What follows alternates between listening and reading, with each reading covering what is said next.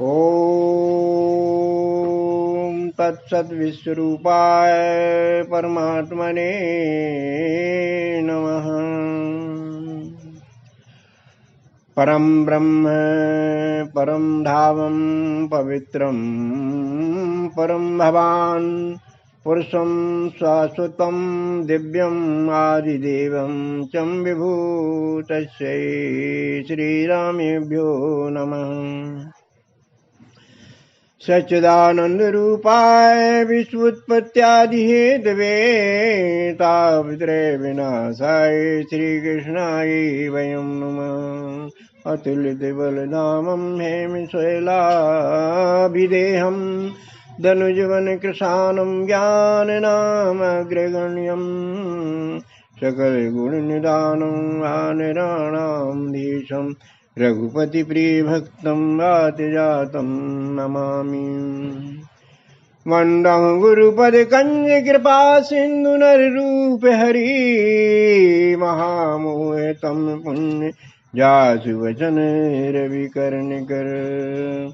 आकर 4 लाख 84 जाति जीव जल थल नभवासी। सिया राम में सब जग जानी करऊं प्रणाम जोर जग पानी। बंधुओं, आज हम साधन सिंधु सुधा ग्रंथ स्वामी राम सुखदास जी की शरण में कुछ अच्छी बातें जानना चाहते हैं।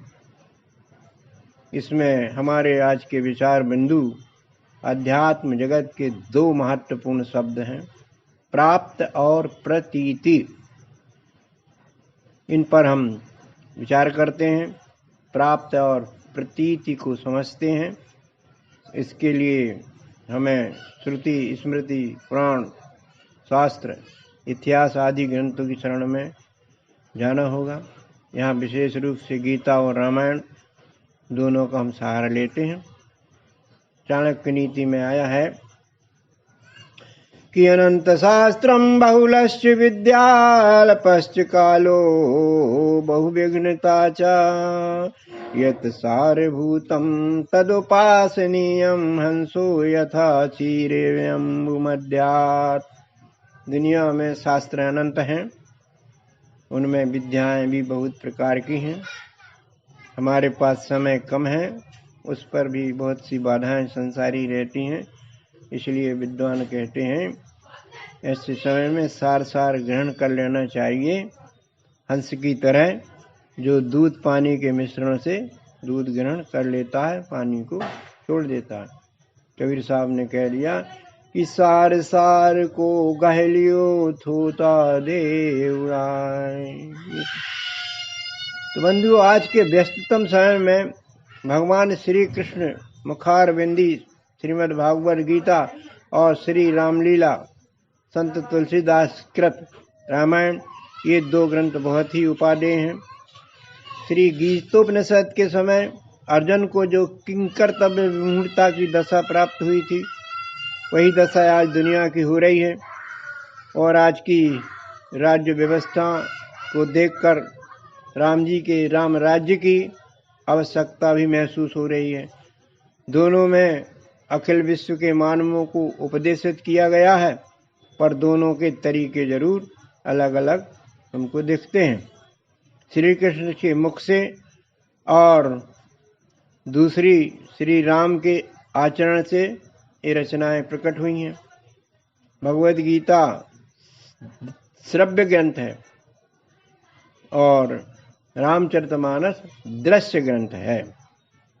इन्हीं 2 ग्रंथों की सहायता से हम प्राप्त अर्थात जो है और प्रतीति अर्थात जो नहीं है, इन 2 स्तंभों से ही हमारा संसार दृश्यमान हो रहा है। इनको हम समझते हैं। बंधुओं, इस दिखने वाले दृश्यमान संसार का निर्माण प्राप्त और प्रतीति अर्थात परमात्मा और उसकी प्रकृति दोनों से ही हुआ है। जो प्राप्त है पर दिखता नहीं, और जो प्रतीति है वह रहता नहीं। जो प्राप्त है उसका कभी नाश भी नहीं होता है। गीता में अध्याय 2 में कहा, न असतो विद्यते भावा न अभावा विद्यते सता। असत की सत्ता नहीं और सत का अभाव नहीं है। सत की प्राप्ति इंद्रियों और मन से नहीं होती है, जैसा अभी अपन ने बताया थे। बुद्धि का विषय है, इसमें सद्गुरु बुद्धि की जरूरत पड़ती है। बड़े आश्चर्य विडंबना की बात है कि जिसके आधार पर संसार टिका हुआ है, जिसके प्रकाश से संसार प्रकाशित हो रहा है, वही प्राप्त रूप परमात्मा है। इसमें हमारी भूल यही है कि हम प्रतिक्षण बदलने वाले को प्राप्त मान लेते हैं और इसके आधार को अप्राप्त मान करके उसकी चिंता ही छोड़ देते हैं। वास्तव में संसार को देखने वाली इंद्रियां, मन, बुद्धि और दिखने वाला संसार, ये दोनों एक ही जाति के हैं। और शरीर, इंद्रियां, मन, बुद्धि का प्रकाशक जीवात्मा और संसार का प्रकाशक परमात्मा, ये दोनों भी एक ही जाति के हैं। इस तरह जीवात्मा और परमात्मा नित्य प्राप्त है, क्योंकि ये नित्य रहते हैं, और शरीर और संसार नित्य ही अप्राप्त हैं, क्योंकि ये प्रतिक्षण बदल रहे हैं। और हमें भी ये प्रत्यक्ष देखकर समझ में भी आ रहा है। अपना जो बचपन था, जवानी थी, अब बुढ़ापा चल रहा है, ये बदलने वाली प्रतीति को हम स्वयं देख रहे हैं। हम स्वयं देखने समझने वाले का तो बचपन, जवानी, बुढ़ापा कुछ भी समझ में नहीं आता है। हम तो हैं ही वही। यही नाबदल रूप हमारा प्राप्त स्वरूप है। हमने जिस शरीर का चिंतन किया वह और चिंतन करने वाला वह, दोनों को देखना ही अध्यात्म ज्ञान है। एक को क्षेत्र कह सकते हैं, दूसरे को क्षेत्रज्ञ कह सकते हैं। बदलने वाले को गीता अध्याय 13:2 में क्षेत्र और इसकी बदलावट को जानने वाले को क्षेत्रज्ञ नाम से संबोधित करती है। 13:2 में इदं शरीरम कौन्ते क्षेत्रम इति अविधीते एतत् यः वेत्ति तं प्राहुः क्षेत्रज्ञा इति तत्विद। भगवान श्री कृष्ण परमात्मा भाव से अर्जुन से कहते हैं कि ये शरीर, अर्जुन जो है उसको क्षेत्र का नाम दिया जाता है अध्यात्म में, और जो इस क्षेत्र को, शरीर को देखता है, जानता है, वो क्षेत्रज्ञ जीवात्मा है। अर्थात क्षेत्रज्ञो ज्ञानम यत् तत् ज्ञानम मत्यमम। भगवान कहते हैं कि इसी क्षेत्र का और क्षेत्रज्ञ का ज्ञान प्राप्त करना ही अध्यात्म ज्ञान है। दूसरा श्लोक कार्य 13:26 में कहा है कि यावत् संजायते किंचित स्थत्वं स्थावर जंगमम क्षेत्र क्षेत्रज्ञ संयुगा तद्विद्धि भरतर्षभ। हे अर्जुन, जितने भी संसार में जड़ चेतन जगजीव जितनी वस्तुएं हैं, स्थावर जंगम जो हैं, वो सब क्षेत्र और क्षेत्रज्ञ के संयोग से ही निर्मित हैं। दोनों श्लोकों की तत्वात्मक बातें सिद्ध कर रही हैं कि हमारा निज रूप क्षेत्रज्ञ परमात्मा ही है, जो अंश रूप से सारे शरीर में स्थित है। यही वास्तविकता है, पर जीव की अपनी अज्ञानता से वह अपनी स्थिति शरीर में माने बैठा है।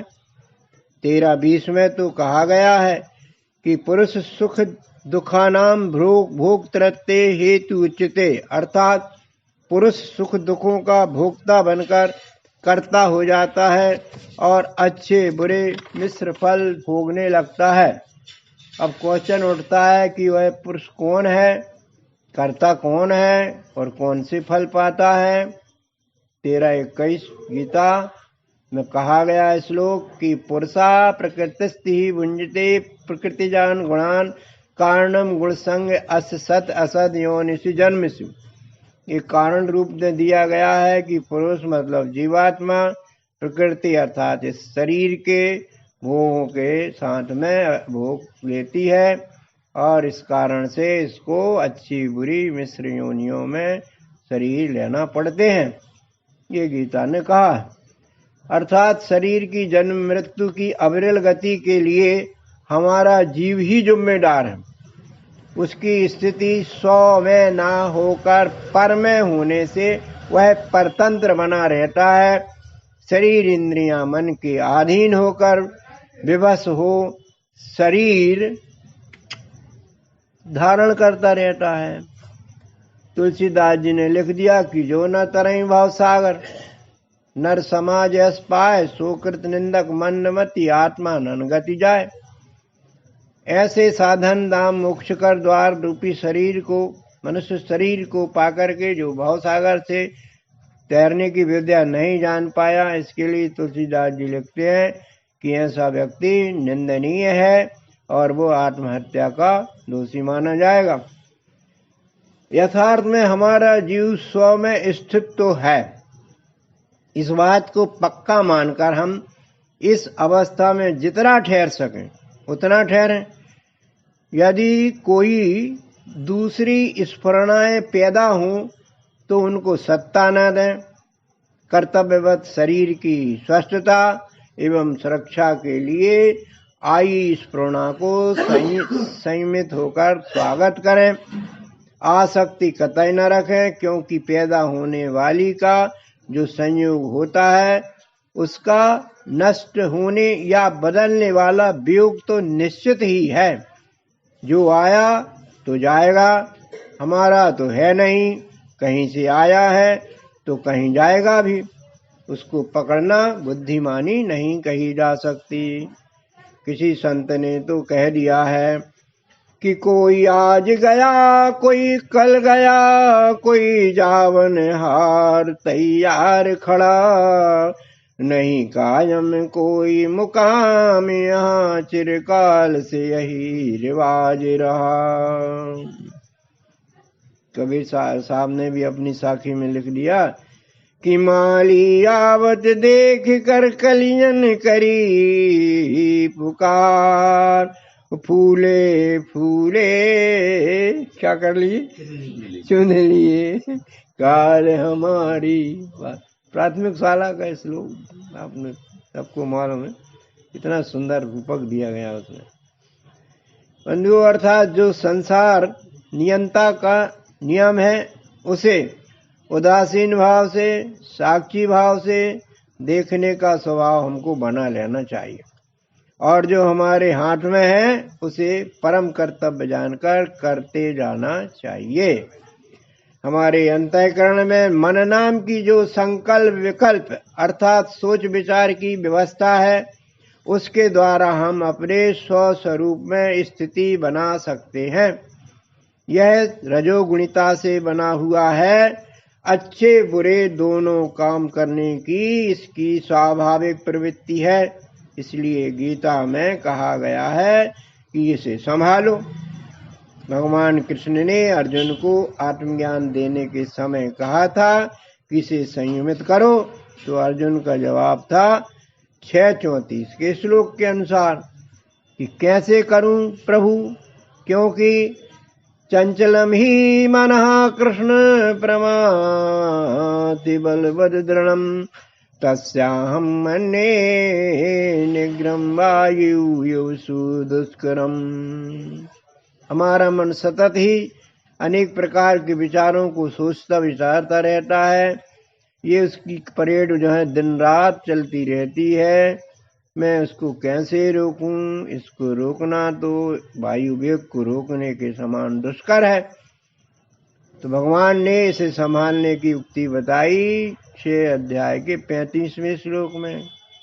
क्या कहा कि असंशम ही महाबाहु मनो दुर्निग्रहं चलम, अभ्यासेन तु कौन्ते वैराग्येण च गृह्यते। स्वीकार किया भगवान ने कि मन वास्तव में मेरे पास भी है, इसका तो स्वभाव ही है, बड़ा दुर्निग्रह ही है, मगर इस दुर्निग्रह को भी हम अभ्यास और वैराग्य के द्वारा एकाग्र कर सकते हैं।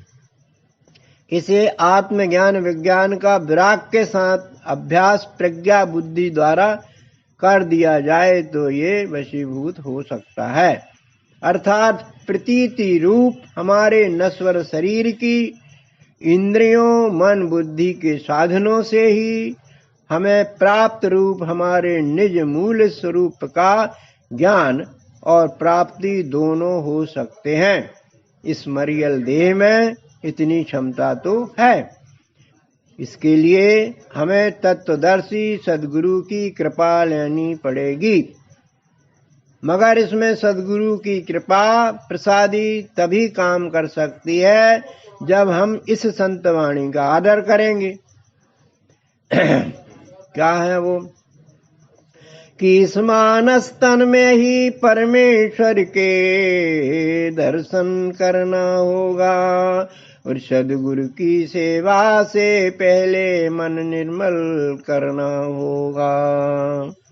मन निर्मल माने मन को स्वच्छ साफ निरापद बनाना होगा, फिर सदगुरु की शरण में जाना होगा।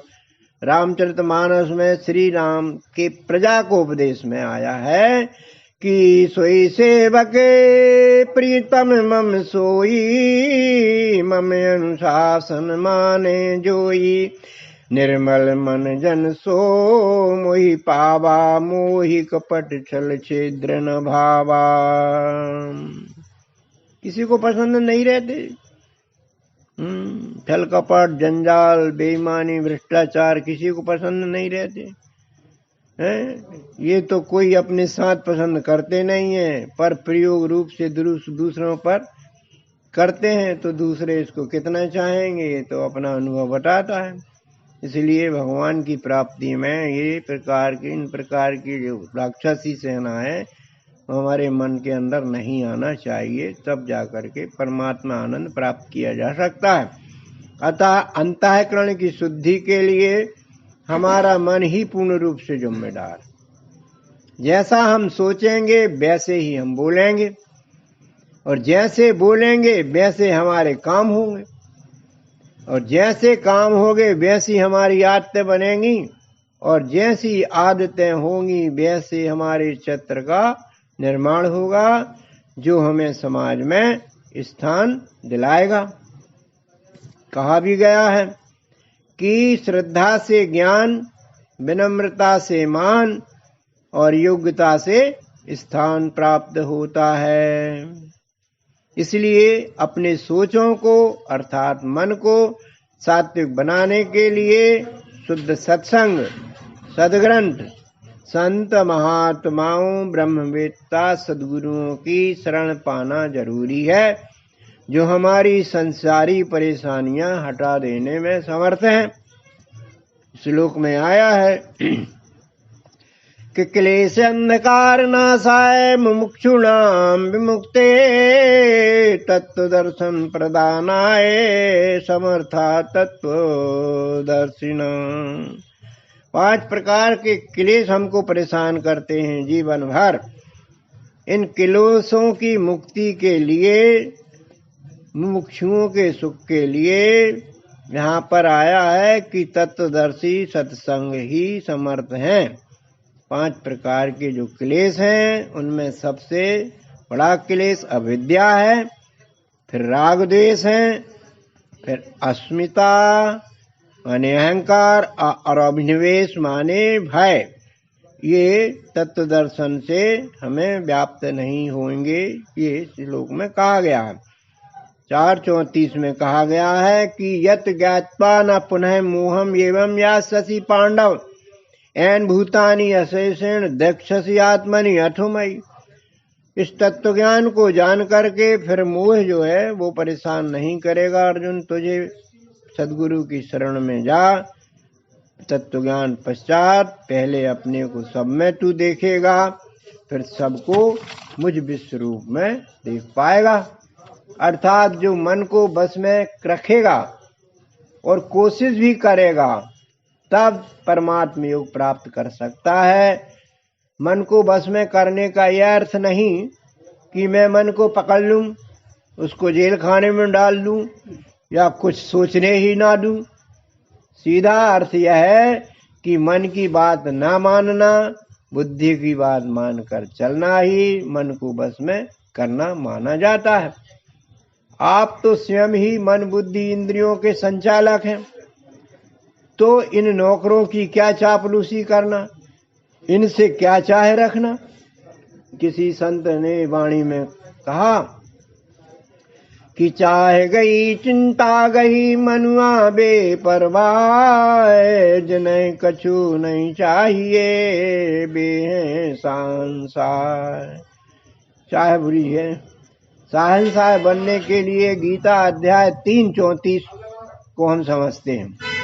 3:34 में क्या कहा गया है कि इंद्रियस्य अर्थे राग दोषैव व्यवस्थितौ तयो न वशम् आगच्छेत् तौ हि यस्य परिपंथनो। अर्थात इंद्रियों और उनके विषयों में राग दोष तो मूल रूप से है, हमें इन दोनों के वश में नहीं होना चाहिए, क्योंकि ये कल्याण मार्ग में विघ्न करता रूप शत्रु हैं। बंधुओं, इंद्रियगत विषयों का संसार तो अधिक से अधिक निरंतर अभ्यास के कारण खूब याद आता है।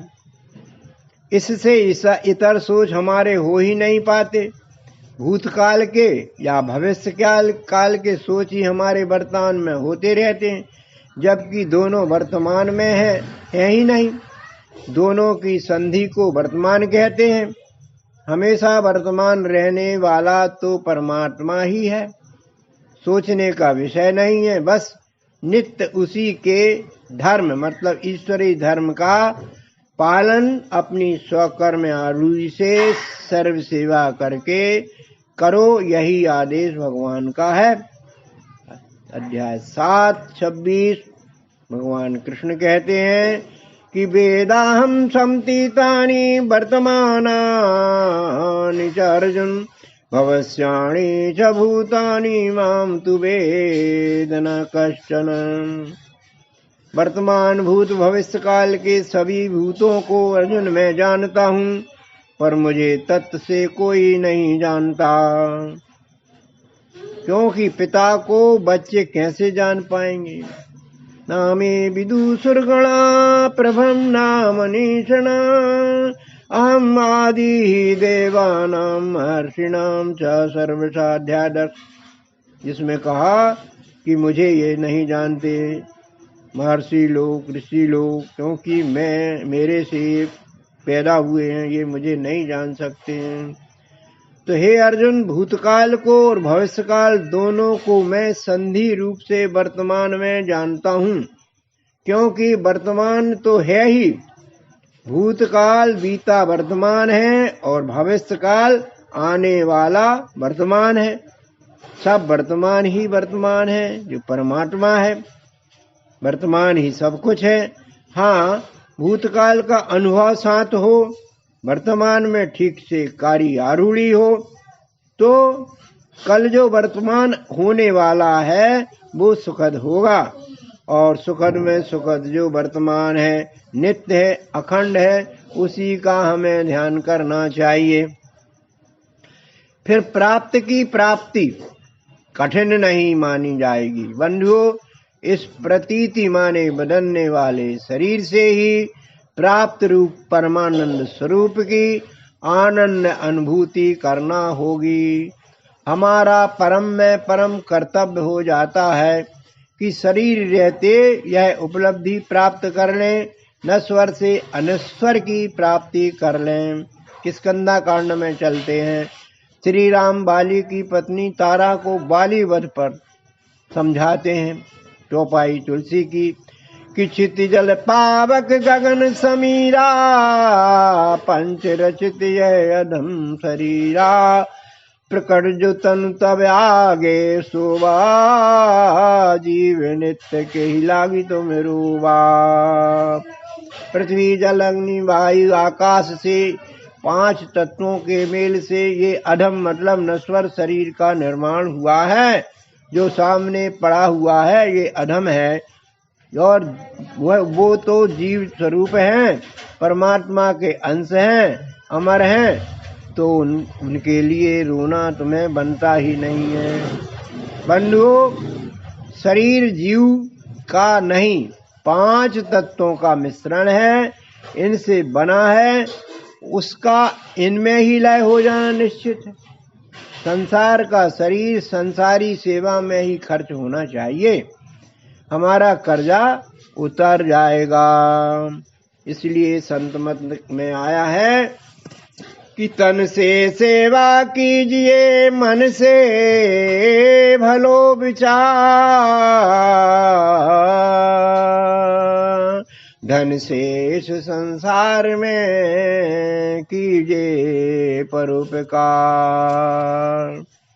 भगवान का भक्त कहता है कि तन मन धन सब है तेरा, तेरा तुझके देने में ना कुछ लागे है मेरा। अर्थात जो कुछ भी हमारे पास है, शरीर विद्या बुद्धि योग्यता, सब में समाज का सहयोग है। इस समष्टि रूपी समाज की चीज समष्टि हित में ही लगा दी जाए तो हमने क्या एहसान किया। कबीर साहब परमात्मा भाव से कहते हैं कि तेरा तो कुछ है नहीं, जो कुछ है सब मोर, मेरा मुझको सौंपते क्यों दिल धड़के तो। ये शरीर कोई के काम आ जाए तो भगवान की सेवा मानी जाएगी। कबीर साहब तो कहते हैं कि मर जाऊं मांगू नहीं अपने तन के काज, और पर स्वार्थ के कार्य मोहि न लागे लाज। बंधुओं, इस परमार्थिक मार्ग में संसार नहीं, विषय नहीं, वरना संसार की आसक्ति, विषयों की आसक्ति बड़ी बाधाएं हैं। हमारे रजोगुण तमोगुण तो बांधते ही बांधते हैं, सतोगुण भी बांधता है। गीता का 14:6 प्रमाणित करता है कि तत्र सत्त्वं निर्मलत्वात् प्रकाशकं मनामयम्, सुख संगेन बदनाति ज्ञान संगेन चानग। हे निष्पाप अर्जुन, तीनों गुणों में सतोगुण तो निर्मल होने के कारण प्रकाश करने वाला और विकर रहित है, वह भी ज्ञान के अभिमान से सतोगुणियों को बांध देता है। इसलिए किसी भी प्रकार की सुख की लोलपता का सर्वथा त्याग करने से आत्मज्ञान रूपी उन्नति स्वतः सिद्ध है। भोग करो या फिर योग करो, दोनों एक साथ नहीं चल सकते हैं। 12:12 क्या कहता है कि श्रेयो ही ज्ञानम अभ्यासात् ज्ञानात् ध्यानम विशिष्यते, ध्यानात् कर्म फल त्याग, त्यागात् शांति अनंतरम। अभ्यास से ज्ञान श्रेष्ठ, ज्ञान से ध्यान श्रेष्ठ, और ध्यान से कर्म फल त्याग, त्याग से परम शांति। ये श्लोक में कहा गया। भावार्थ इसका ये है कि अभ्यास ज्ञान से करें, ज्ञान श्रेष्ठ है, और ज्ञान से कर्म रूपी समझ विकसित करें और कर्म करें तो फलासक्ति रहती ही हो। यही त्याग परम शांति में हमें ले जाएगा। हमारे इंद्रियों से मिलने वाले भोग सुख रूप भासते हैं, परंतु इनका नाम सुख भोग है, पर यथार्थ में दुख के कारण बन जाते हैं। इन भोगों का ही सुख बाधक नहीं, मान बढ़ाई का सुख, शरीर आराम का सुख, संग्रह करने का सुख बाधक है। मेरे पास रुपया है, विद्या है, मैं समझदार हूँ, सब मुझे जानते हैं, ऐसा अभिमान जन्य सुख सब बाधक ही बाधक है, जो हमसे ही उत्पन्न किए गए हैं। अर्थात इनके सुख दुख को देने वाला कोई और नहीं, हमारे ही सुकर्म और कुकर्म ही हैं।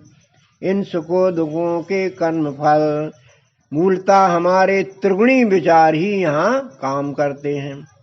बंधुओं, दूसरों से दुख तो तभी होता है जब हम उनसे सुख चाहते हैं, अतः दुख के मूल कारण हम ही हुए ना। ऐसा जिस दिन हमने समझ लिया, उस दिन से हमारी उन्नति शुरू हो जाएगी। और जब तक यह दृष्टि रहेगी कि उसने ऐसा किया वैसा किया, तब तक अशांति रहेगी, शांति नहीं मिलेगी। जब तक हम अपने दोष नहीं देखेंगे कभी शांति नहीं मिलेगी। जो दोष दर्शन अपने में करे और गुण दर्शन दूसरों में करे वही महावीर माना जाता है। जीवन में अनुकूलता प्रतिकूलता तो आती रहेगी, इनमें जो एडजस्ट हो जाए वही महावीर है। गीता अध्याय 2:14 का सुझाव है। क्या सुझाव है? कि मात्रा स्पर्शा तू कौन्ते शीत उष्ण सुख दुखदास आगम अपायना नित्यतितिक्षेस्व भारत। इंद्रिय स्पर्श करने वाले भोग हों, चाहे शीत उष्ण सुख दुख होवे, ये सब आने जाने वाले हैं। इसलिए हे अर्जुन, तू इनको गुजरने दे, सत्ता और महत्ता बिल्कुल ना दे। इन स्पर्शजन आसक्तियों की पूर्ति ठीक से न होने पर रज और तमी गुणी लोग क्रोध अग्नि से जल जाते हैं, दूसरों को भी जला देते हैं। काम क्रोध लोभ तीनों को तो नरक के द्वारपाल कह दिया है। इनसे बोध सहित बचने की बात सभी सदग्रंथ कहते हैं। गीता अध्याय 5:23 तो साफ कहता है कि शक्नोति हे व्यासोढुं प्राक् शरीर विमोक्षणात् काम क्रोधोद्भवं वेगं सा युक्ता सा सुखी नर। जिस व्यक्ति ने शरीर रहते रहते मतलब जीवन रहते रहते काम क्रोध के वेगों को सहन कर लिया, वही व्यक्ति युक्त है, वही व्यक्ति सुखी माना जाता है। ये काम क्रोध जो है भोजन देख करके सुन करके वेग रूप से आते हैं, या तो इनके सामने से भोजन हटा दिया जाए या इनके वेगों का रूपांतर कर दें, इनसे सुरक्षित बचा जा सकता है। समष्टि हित में इनको जायज माना जा सकता है, परंतु व्यष्टि हित में ये नाजायज है। तो बंधुओं, आज की विवेचना से कुछ मूल बातें आचरने योग्य ठहरती हैं। पहली यह कि हम शरीर नहीं हैं, यह हमारा शरीर जरूर है, पर है यह जीव का मंदिर। मंदिर देवता तो नहीं हो सकता, देव का एक रहने का स्थान जरूर है। जीव देव है तो शरीर मंदिर हुआ, तो जीव का दायित्व हो जाता है कि इस मंदिर को स्वच्छ और निर्मल बनाए रखें। जीव पुजारी है, उसे भगवान की पूजा करना चाहिए। दान दक्षिणा और मान से सदैव बचना चाहिए।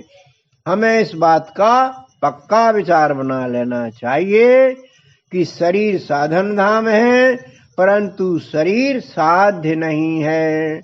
साध्य तो हमारा लक्ष्य अलग है। शरीर में स्थित साधन इंद्रिया मन और बुद्धि हैं, जिनके सदुपयोग से साध्य रूप ब्रह्म का साक्षात्कार हमारा जीव कर सकता है। यही एकमात्र जीव का लक्ष्य है। प्रभु के साक्षात्कार में आने वाली सभी बाधाओं को दृढ़ शुद्ध मन एवं स्थित प्रज्ञ बुद्धि द्वारा दूर किया जा सकता है। हमारा आस्तिक भाव भी यहाँ काम कर सकता है।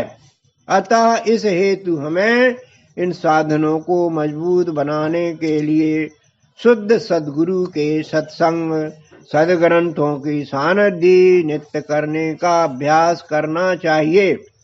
अर्थात इस शरीर रूप प्रतीति के रहते रहते प्राप्त रूप परमात्मा के दर्शन कर लेना चाहिए। यही मनुष्य तन का अंतिम उद्देश्य है। इस उद्देश्य की अनुभूति जीवन रहते कर लेना ही बुद्धिमानी है। इसी बात पर विचार हम लोग करें और करते रहें। इसी मंगल भाव के साथ में अब हम विश्राम की ओर चलते हैं। बोलिए सद्गुरु भगवान की जय। सियावर रामचंद्र की जय। पवन सुत हनुमान की जय। बोलिए भाई सब संतों की जय। ओम शांति शांति शांति।